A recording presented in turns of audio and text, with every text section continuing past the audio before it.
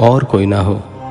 निष्पाप संध्या के वरदान मांगने को सुनकर भगवान शिव बोले, हे देवी संध्या, तथास्तु, तुम जो चाहती हो मैं तुम्हें प्रदान करता हूँ। प्राणियों के जीवन में अब 4 अवस्थाएं होंगी। पहली शैशवावस्था, दूसरी कौमार्यावस्था, तीसरी यौवनावस्था और चौथी वृद्धावस्था। तीसरी अवस्था अर्थात यौवनावस्था में ही मनुष्य सकाम होगा। कहीं कहीं दूसरी अवस्था के अंत में भी प्राणी सकाम हो सकते हैं। तुम्हारी तपस्या से प्रसन्न होकर ही मैंने यह मर्यादा निर्धारित की है।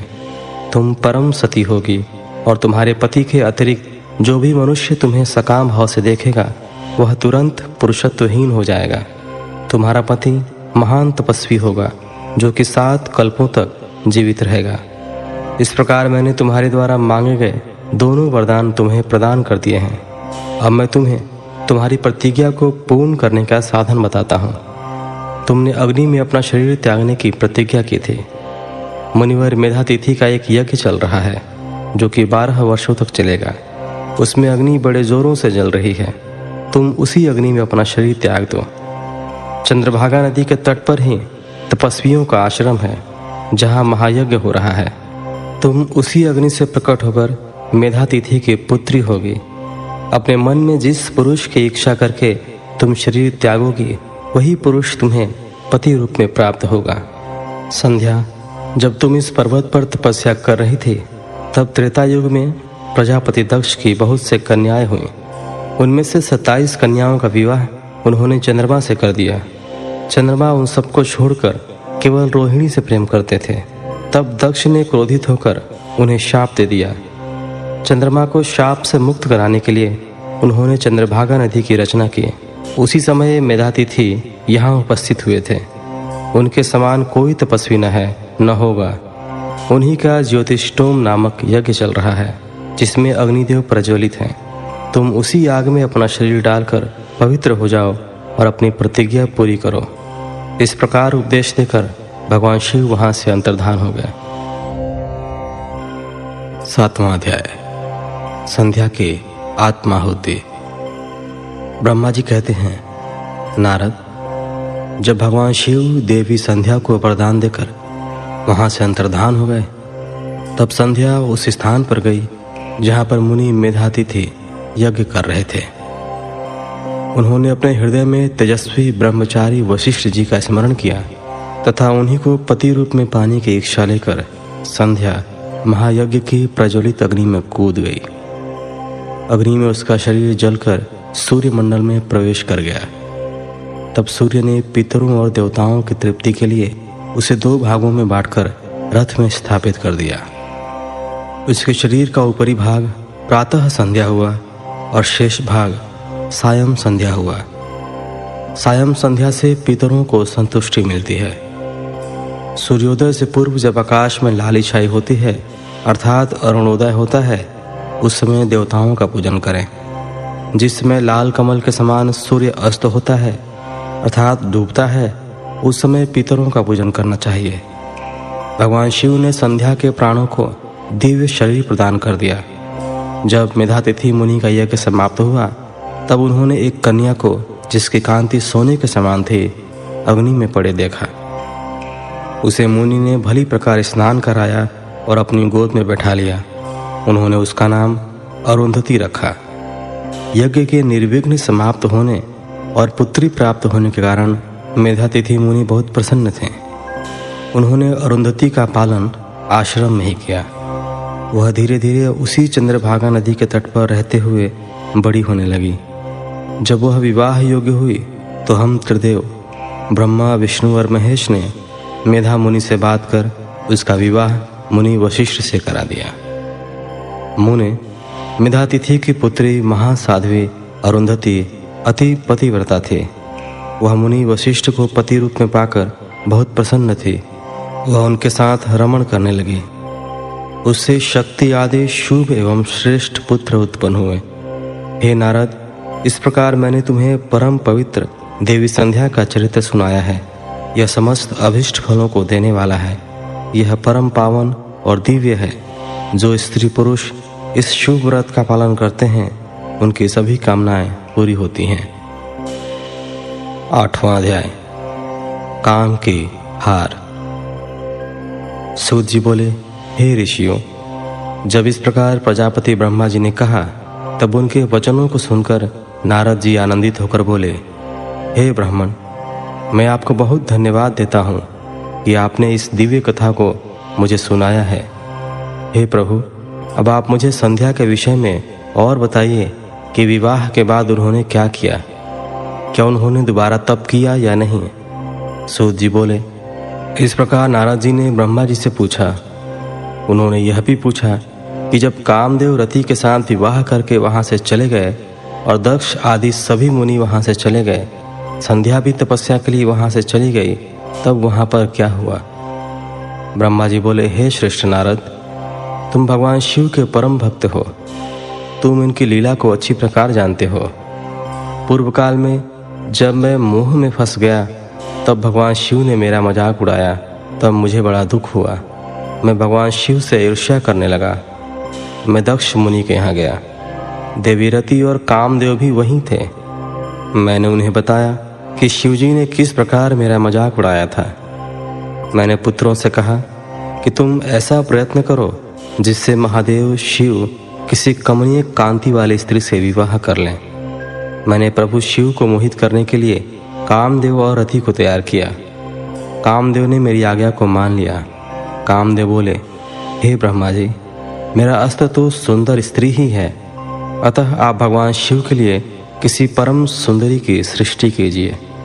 यह सुनकर मैं चिंता में पड़ गया। मेरी तेज सांसों से पुष्पों से सजे बसंत का आरंभ हुआ। बसंत और मलयानल ने कामदेव की सहायता की। इनके साथ कामदेव ने शिवजी को मोहने की चेष्टा की पर सफल नहीं हुए। मैंने मरुत गणों के साथ पुनः उन्हें शिवजी के पास भेजा। बहुत प्रयत्न करने पर भी वे सफल नहीं हो पाए। अतः मैंने बसंत आदि सहचरों सहित रति को साथ लेकर शिवजी को मोहित करने को कहा।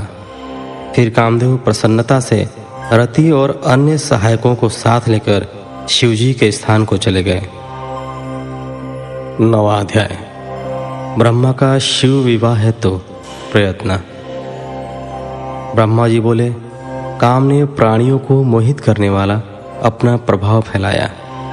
बसंत ने उसका पूरा सहयोग किया। रति के साथ कामदेव ने शिवजी को मोहित करने के लिए अनेक प्रकार के यत्न किए। इसके फलस्वरूप सभी जीव और प्राणी मोहित हो गए। जड़ चेतन समस्त सृष्टि काम के वश में होकर अपनी मर्यादाओं को भूल गई। संयम का व्रत पालन करने वाले ऋषि मुनि अपने कृत्यों पर पश्चाताप करते हुए आश्चर्यचकित थे कि उन्होंने कैसे अपने व्रत को तोड़ दिया, परंतु भगवान शिव पर उनका वश नहीं चल सका। कामदेव के सभी प्रयत्न व्यर्थ हो गए।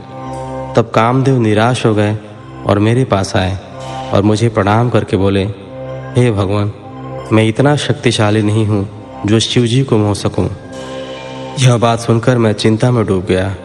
उसी समय मेरे सांस लेने से बहुत से भयंकर गण प्रकट हो गए, जो अनेक वाद्य यंत्रों को जोर जोर से बजाने लगे और मारो मारो की आवाज़ करने लगे। ऐसी अवस्था देखकर कामदेव ने उनके विषय में मुझसे प्रश्न किया। तब मैंने उन गणों को मार नाम प्रदान कर उन्हें कामदेव को सौंप दिया और बताया कि ये सदा तुम्हारे वश में रहेंगे। तुम्हारी सहायता के लिए ही इनका जन्म हुआ है। यह सुनकर रति और कामदेव बहुत प्रसन्न हुए। काम ने कहा, प्रभु, मैं आपकी आज्ञा के अनुसार पुनः शिवजी को मोहित करने के लिए जाऊंगा, परंतु मुझे यह लगता है कि मैं उन्हें मोहने में सफल नहीं हो पाऊंगा। साथ ही मुझे इस बात का भी डर है कि कहीं वे आपके शाप के अनुसार मुझे भस्म न कर दें। यह कहकर कामदेव रति बसंत और अपने मारगणों को साथ लेकर पुनः शिवधाम को चले गए।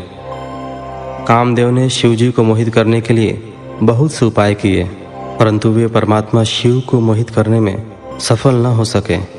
फिर कामदेव वहाँ से वापस आ गए और मुझे अपने असफल होने की सूचना दी।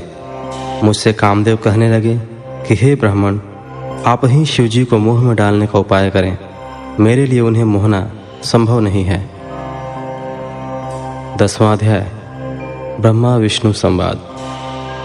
ब्रह्मा जी बोले, नारद, काम के चले जाने पर श्री महादेव जी को मोहित कराने का मेरा अहंकार गिरकर चूर चूर हो गया, परंतु मेरे मन में यही चलता रहा कि ऐसा क्या करूं जिससे महात्मा शिव जी स्त्री ग्रहण कर लें। यह सोचते सोचते मुझे विष्णु जी का स्मरण हुआ। उन्हें याद करते ही पीतांबरधारी श्री हरि विष्णु मेरे सामने प्रकट हो गए। मैंने उनकी प्रसन्नता के लिए उनकी बहुत स्तुति की। तब विष्णु जी मुझसे पूछने लगे कि मैंने उनका स्मरण किस उद्देश्य से किया था।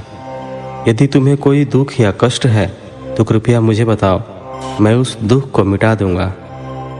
तब मैंने उनसे कहा, हे केशव, यदि भगवान शिव किसी तरह पत्नी ग्रहण कर लें अर्थात विवाह कर लें तो मेरे सभी दुख दूर हो जाएंगे, मैं पुनः सुखी हो जाऊंगा। मेरी यह बात सुनकर भगवान मधुसूदन हंसने लगे और मुझ लोक सृष्टा ब्रह्मा का हर्ष बढ़ाते हुए बोले, हे ब्रह्मा जी, मेरी बातों को सुनकर आपके सभी भ्रमों का निवारण हो जाएगा। शिव जी ही सबके कर्ता और भर्ता हैं। वे ही इस संसार का पालन करते हैं, वे ही पापों का नाश करते हैं। भगवान शिव ही परब्रह्म, परेश, निर्गुण, नित्य, अनिर्देश्य, निर्विकार, अद्वितीय, अनंत और सबका अंत करने वाले हैं। वे सर्वव्यापी हैं। तीनों गुणों का आश्रय देने वाले ब्रह्मा विष्णु और महेश नाम से प्रसिद्ध रजोगुण, तमोगुण, सत्वगुण से दूर एवं माया से रहित हैं। भगवान शिव योग परायण और भक्त वत्सल हैं। हे विदेह, जब भगवान शिव ने आपकी कृपा से हमें प्रकट किया था, उस समय उन्होंने हमें बताया था कि यद्यपि ब्रह्मा विष्णु और रुद्र तीनों मेरे ही अवतार होंगे, परंतु रुद्र को मेरा पूर्ण रूप माना जाएगा। इसी प्रकार देवी उमा के भी 3 रूप होंगे। एक रूप का नाम लक्ष्मी होगा और वह श्री हरि की पत्नी होंगी। दूसरा रूप सरस्वती का होगा और वे ब्रह्मा जी की पत्नी होंगी। देवी सती उमा का पूर्ण रूप होंगी, वे ही भावी रुद्र की पत्नी होंगी। ऐसा कहकर भगवान महेश्वर वहाँ से अंतर्धान हो गए। समय आने पर हम दोनों ब्रह्मा विष्णु का विवाह देवी सरस्वती और देवी लक्ष्मी से हुआ। भगवान शिव ने रुद्र के रूप में अवतार लिया। वे कैलाश पर्वत पर निवास करने लगे हैं। जैसा कि भगवान शिव ने बताया था कि रुद्र अवतार की पत्नी देवी सती होंगी, जो साक्षात शिवा रूप हैं। अतः तुम्हें उनके अवतरण हेतु प्रार्थना करनी चाहिए। अपने मनोरथ का ध्यान करते हुए देवी शिवा की स्तुति करो। वे देवेश्वरी प्रसन्न होने पर तुम्हारी सभी परेशानियों और बाधाओं को दूर कर देंगे। इसलिए तुम सच्चे हृदय से उनका स्मरण कर उनकी स्तुति करो।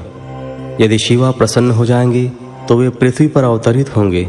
वे इस लोक में किसी मनुष्य की पुत्री बनकर मानव शरीर धारण करेंगे। तब वे निश्चय ही भगवान रुद्र का वरण कर उन्हें पति रूप में प्राप्त करेंगे। तब तुम्हारी सभी इच्छाएं अवश्य ही पूर्ण होंगे। अतएव तुम प्रजापति दक्ष को यह आज्ञा दो कि वे तपस्या करना आरंभ करें।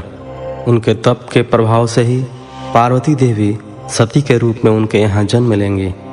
देवी सती ही महादेव को विवाह सूत्र में बांधेंगे। शिवा और शिव जी दोनों निर्गुण और परम ब्रह्म स्वरूप हैं और अपने भक्तों के पूर्णतः अधीन हैं। वे उनकी इच्छानुसार कार्य करते हैं। ऐसा कहकर भगवान श्री हरि विष्णु वहाँ से अंतर्धान हो गए। उनकी बातें सुनकर मुझे बड़ा संतोष हुआ, क्योंकि मुझे मेरे दुखों और कष्टों का निवारण करने का उपाय मालूम हो गया था। 11वां अध्याय। ब्रह्मा जी की काली देवी से प्रार्थना। नारद जी बोले, पूज्य पिताजी, विष्णु जी के वहाँ से चले जाने पर क्या हुआ? ब्रह्मा जी कहने लगे कि जब भगवान विष्णु वहाँ से चले गए तो मैं देवी दुर्गा का स्मरण करने लगा और उनकी स्तुति करने लगा। मैंने माँ जगदम्बा से यही प्रार्थना की कि वे मेरा मनोरथ पूर्ण करें। वे पृथ्वी पर अवतरित होकर भगवान शिव का वरण कर उन्हें विवाह बंधन में बांधें। मेरी अनन्य भक्ति स्तुति से प्रसन्न हो योग निद्रा चामुंडा मेरे सामने प्रकट हुई। उनकी कजल सी कांति रूप सुंदर और दिव्य था। वे 4 भुजाओं वाले शेर पर बैठी थीं। उन्हें सामने देख मैंने उनको अत्यंत नम्रता से प्रणाम किया और उनकी पूजा उपासना की। तब मैंने उन्हें बताया कि देवी, भगवान शिव रुद्र रूप में कैलाश पर्वत पर निवास कर रहे हैं। वे समाधि लगाकर तपस्या में लीन हैं। वे पूर्ण योगी हैं। भगवान रुद्र ब्रह्मचारी हैं और वे गृहस्थ जीवन में प्रवेश नहीं करना चाहते। वे विवाह नहीं करना चाहते। अतः आप उन्हें मोहित कर उनकी पत्नी बनना स्वीकार करें। हे देवी, स्त्री के कारण ही भगवान शिव ने मेरा मजाक उड़ाया है और मेरी निंदा की है। इसलिए मैं भी उन्हें स्त्री के लिए आसक्त देखना चाहता हूँ। देवी, आपके अलावा कोई भी इतना शक्तिशाली नहीं है कि वह भगवान शंकर को मोह में डाले। मेरा आपसे अनुरोध है कि आप प्रजापति दक्ष के यहाँ उनकी कन्या के रूप में जन्म लें और भगवान शिव का वर्ण कर उन्हें गृहस्थ आश्रम में प्रवेश कराएं। देवी चामुंडा बोली, हे ब्रह्मा, भगवान शिव तो परम योगी हैं। भला उनको मोहित करके तुम्हें क्या लाभ होगा? इसके लिए तुम मुझसे क्या चाहते हो? मैं तो हमेशा से ही उनकी दासी हूँ। उन्होंने अपने भक्तों का उद्धार करने के लिए ही रुद्र अवतार धारण किया है। यह कहकर वे शिवजी का स्मरण करने लगीं। फिर वे कहने लगीं कि यह तो सच है कि कोई भगवान शिव को मोह माया के बंधनों में नहीं बांध सकता। इस संसार में कोई भी शिवजी को मोहित नहीं कर सकता। मुझ में भी इतनी शक्ति नहीं है कि उन्हें उनके कर्तव्य पथ से विमुख कर सकूं। फिर भी आपकी प्रार्थना से प्रसन्न होकर मैं इसका प्रयत्न करूंगी, जिससे भगवान शिव मोहित होकर विवाह कर लें। मैं सती रूप धारण कर पृथ्वी पर अवतरित होंगी। यह कहकर देवी वहां से अंतर्धान हो गईं। 12वां अध्याय, दक्ष की तपस्या। नारद जी ने कहा, हे ब्रह्मा जी, उत्तम व्रत का पालन करने वाले प्रजापति दक्ष ने तपस्या करके देवी से कौन सा वरदान प्राप्त किया और वे किस प्रकार दक्ष की कन्या के रूप में जन्मी? ब्रह्मा जी बोले, हे नारद, मेरी आज्ञा पाकर प्रजापति दक्ष क्षीर सागर के उत्तरी तट पर चले गए। वे उसी तट पर बैठकर देवी उमा को अपनी पुत्री के रूप में प्राप्त करने के लिए उन्हें हृदय से स्मरण करते हुए तपस्या करने लगे। मन को एकाग्र कर प्रजापति दक्ष दृढ़ता से कठोर व्रत का पालन करने लगे। उन्होंने 3000 दिव्य वर्षों तक घोर तपस्या की। वे केवल जल और हवा ही ग्रहण करते थे। तत्पश्चात देवी जगदम्बा ने उन्हें प्रत्यक्ष दर्शन दिया। कालिका देवी अपने सिंह पर विराजमान थी। उनकी श्यामल कांति व मुख अत्यंत मोहक था। उनकी 4 भुजाएं थीं। वे एक हाथ में वरद, दूसरे में अभय, तीसरे में नील कमल और चौथे हाथ में खड्ग धारण किए हुई थीं। उनके दोनों नेत्र लाल थे और केश लंबे व खुले हुए थे। देवी का स्वरूप बहुत ही मनोहारी था। उत्तम आभा से प्रकाशित देवी को दक्ष और उनकी पत्नी ने श्रद्धापूर्वक नमस्कार किया। उन्होंने देवी की श्रद्धा भाव से स्तुति की। दक्ष बोले, हे जगदम्बा, भवानी, कालिका, चंडिके, महेश्वरी, मैं आपको नमस्कार करता हूँ। मैं आपका बहुत आभारी हूँ जो आपने मुझे दर्शन दिए हैं। हे देवी, मुझ पर प्रसन्न होइए। ब्रह्मा जी ने कहा, हे नारद, देवी जगदम्बा ने स्वयं ही दक्ष के मन की इच्छा जान ली थी। वे बोली, दक्ष, मैं तुम्हारी तपस्या से बहुत प्रसन्न हूँ। तुम अपने मन की इच्छा मुझे बताओ। मैं तुम्हारे सभी दुखों को अवश्य दूर करूँगी। तुम अपनी इच्छा अनुसार वरदान मांग सकते हो। जगदम्बा की यह बात सुनकर प्रजापति दक्ष बहुत प्रसन्न हुए और देवी को प्रणाम करने लगे। दक्ष बोले, हे देवी, आप धन्य हैं। आप ही प्रसन्न होने पर मनवांछित फल देने वाली हैं। हे देवी, यदि आप मुझे वर देना चाहती हैं तो मेरी बात ध्यानपूर्वक सुने और मेरी इच्छा पूर्ण करें। हे जगदम्बा, मेरे स्वामी शिव ने रुद्र अवतार धारण किया है, परंतु अब तक आपने कोई अवतार धारण नहीं किया है। आपके सिवा कौन उनकी पत्नी होने योग्य है? अतः हे देवी, आप मेरी पुत्री के रूप में धरती पर जन्म लें और भगवान शिव को अपने रूप लावण्य से मोहित करें। हे जगदम्बा, आपके अलावा कोई भी शिवजी को कभी मोहित नहीं कर सकता। इसलिए आप हर मोहिनी अर्थात भगवान को मोहने वाली बनकर संपूर्ण जगत का हित कीजिए। यही मेरे लिए वरदान है। दक्ष का यह वचन सुनकर जगदम्बिका हंसने लगी और मन में भगवान शिव का स्मरण कर बोली, हे प्रजापति दक्ष, तुम्हारी पूजा आराधना से मैं प्रसन्न हूँ। तुम्हारे वर के अनुसार मैं तुम्हारी पुत्री के रूप में जन्म लूँगी। तत्पश्चात बड़ी होकर मैं कठोर तप द्वारा महादेव जी को प्रसन्न कर उन्हें पति रूप में